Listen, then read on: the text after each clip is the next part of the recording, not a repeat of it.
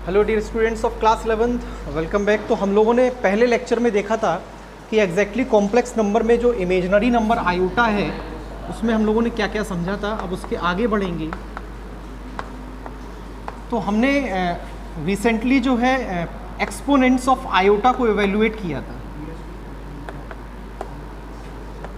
Exponents of iota को हमने evaluate किया था, यानी आयोटा की कोई भी एक्सपोनेंट दी गई उसे हम एवेल्युएट कर सकते हैं। ठीक है, अब इसके बाद आपका आता है अगला टॉपिक जो है वो exactly what is a complex number है। कॉम्प्लेक्स नंबर है क्या? तो कॉम्प्लेक्स नंबर क्या है कि combination of real and imaginary part. एक नंबर का रियल और इमेजिनरी पार्ट का जो कॉम्बिनेशन है that number is known as complex number. यानी केवल आई एक आप कहें कि नहीं कि आई केवल एक कॉम्प्लेक्स नंबर तो हो सकता है, लेकिन उसमें एक रियल पार्ट भी होगा, एक इमेजिनरी पार्ट भी होगा। किसी भी कॉम्प्लेक्स नंबर को हम रिप्रेजेंट करते हैं z से और इसका स्टैंडर्ड फॉर्म होता है a plus iota b। The standard form of a complex number is a plus iota b, जहां पे a आपका क्या है, रियल पार्ट है, और b आपका क्या है, इमेजिनरी पार्ट है।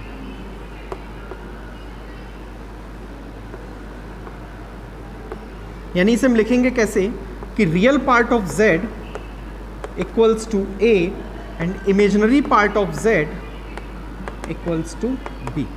ये कॉम्प्लेक्स नंबर आपका फॉर्म हुआ है। अब जैसे कि आपके पास एक कॉम्प्लेक्स नंबर है 2 + 3 आयोटा सपोज करिए, तो आपसे पूछा जाए कि इस कॉम्प्लेक्स नंबर में रियल पार्ट क्या है और इमेजिनरी पार्ट क्या है। तो इस कॉम्प्लेक्स नंबर में रियल पार्ट आपका 2 है और इमेजिनरी पार्ट 3 है। इन केस यहाँ पे माइनस होता तो हम बोलते रियल पार्ट 2 है और इमेजिनरी पार्ट आपका -3 है।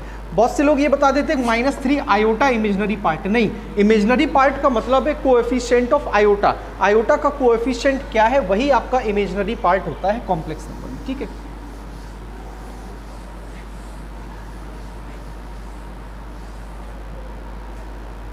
अब यहाँ पे जो आपकी पहली एक्सरसाइज, अच्छा बहुत सारी चीज़ें यहाँ पे ये बता दें कि जो कम्यूटेटिविटी है कॉम्प्लेक्स नंबर की, तो ये वही कम्यूटेटिविटी फॉलो करता है जो रियल नंबर्स में फॉलो होती है। ठीक है, मल्टीप्लिकेटिविटी भी इसकी वही है जो आपके रियल नंबर्स में होती है।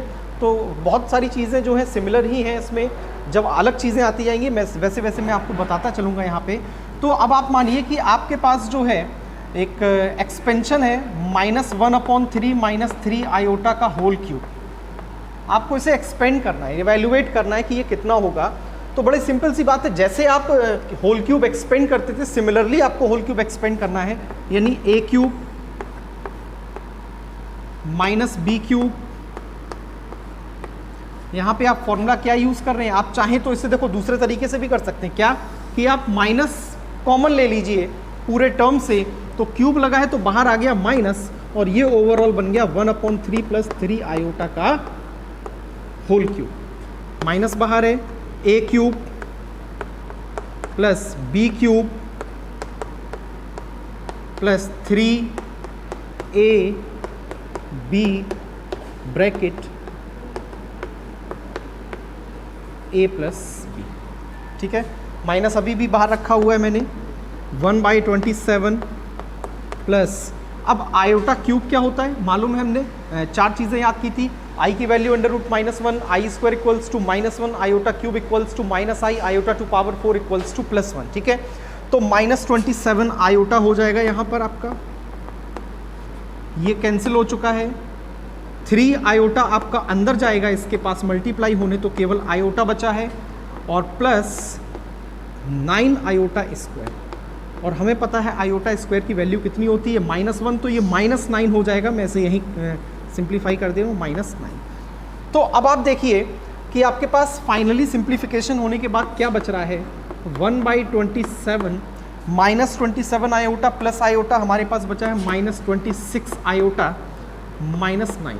करना क्या है कि जब भी आपको एक्सप्रेशन को सिंप्लीफाई करना हो तो जितने रियल नंबर्स हैं वो एक साथ कलेक्ट करेंगे और कॉम्प्लेक्स को अलग रख देंगे। माइनस बाहर ले लिया, 1/27 -9 -26 आयोटा। इसका एलसीएम ले लीजिए आप,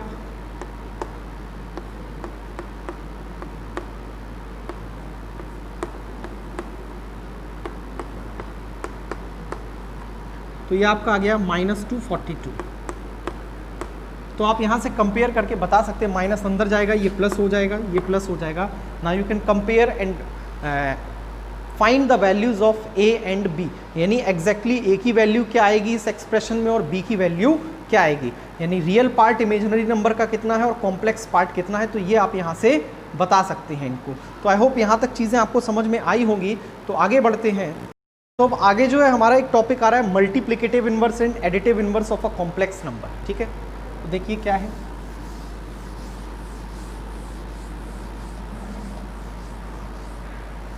जैसे आपको बोला गया find the multiplicative inverse of 2 - 3 iota.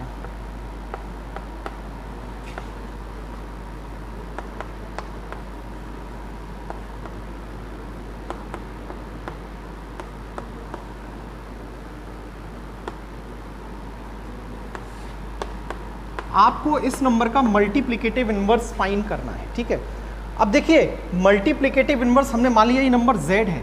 अब इस नंबर में किस चीज़ से मैं मल्टीप्लाई करूं कि इसका रिजल्ट 1 आ जाए, तो बहुत सिंपल सी बात है, just multiply this number by 1/2 - 3 iota. या किसी भी नंबर को 1 चाहिए तो उसे उसके रेसिप्रोकल से मल्टीप्लाई कर दें तो क्या आ जाएगा, मल्टीप्लिकेटिव इनवर्स ऑफ z यहाँ पे आ जाएगा। अब समस्या क्या है, केवल आंसर यही नहीं छोड़ सकते हैं। देखिए जिस तरह से आप, मैं 1 मिनट लिख देता हूँ, ये मल्टीप्लिकेटिव इनवर्स, किसी भी कॉम्प्लेक्स नंबर के डिनोमिनेटर में आयोटा नहीं आ सकता, यानी आपको यहाँ से आयोटा हटाना पड़ेगा। ये मल्टीप्लिकेटिव इनवर्स तो है लेकिन ये a प्लस आयोटा b के फॉर्म में नहीं है। जो क्वेश्चन दिया गया था वो a प्लस आयोटा b के स्टैंडर्ड फॉर्म में था, लेकिन मल्टीप्लिकेटिव इनवर्स देखिए, आप किसी का भी मल्टीप्लिकेटिव इनवर्स चाहिए, आपको √5 + √3 आयोटा का मल्टीप्लिकेटिव इनवर्स चाहिए, तो किससे मल्टीप्लाई करेंगे इस नंबर में, 1/√5 + √3 आयोटा से।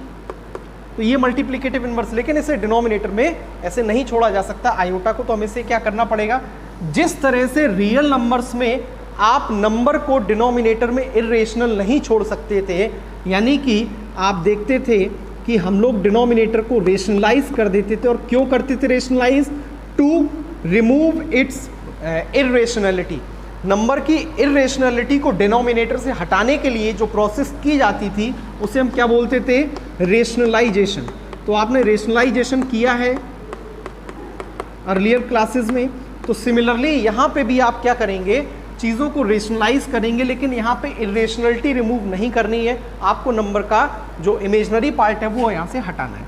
तो 1/2 - 3i is the multiplicative inverse of this complex number, लेकिन यहाँ छोड़ नहीं सकते हैं, तो इसे रेशनलाइज कर रहे हैं 2 + 3 आयोटा ऊपर और 2 + 3 आयोटा नीचे, डिनोमिनेटर और न्यूमरेटर दोनों में मल्टीप्लाई कर दिया मैंने, तो ये बना 2 + 3 आयोटा,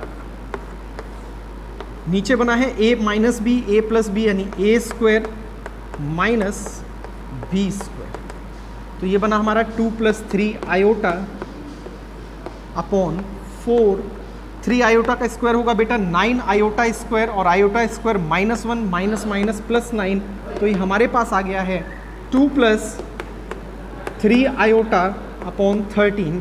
मैं इसमें सेपरेट कर दे रहा हूँ, रियल पार्ट को अलग और इमेजनरी पार्ट को अलग। तो हम बता सकते हैं कि इस नंबर का जो मल्टीप्लिकेटिव इनवर्स है दैट इज़ 2/13 + 3/13 आयोटा। तो ये चीज़ें हैं मल्टीप्लिकेटिव इनवर्स फाइंड करने के लिए। बाकी आपको एक्सरसाइज 5.1 में कुछ तरह के क्वेश्चंस दिए गए जिसमें आपको किसी आयोटा की कुछ एक्सपोनेंट फाइंड करनी होगी, फिर आपको मल्टीप्लिकेटिव इनवर्स के क्वेश्चन दिए हैं, सिंप्लीफिकेशन दिया गया है पूरी एक्सरसाइज में। तो आई होप अब आप एक्सरसाइज 5.1 कंप्लीट कर सकते हैं। तो आज के वीडियो में इतनी रखते हैं। Till then keep studying and thank you students.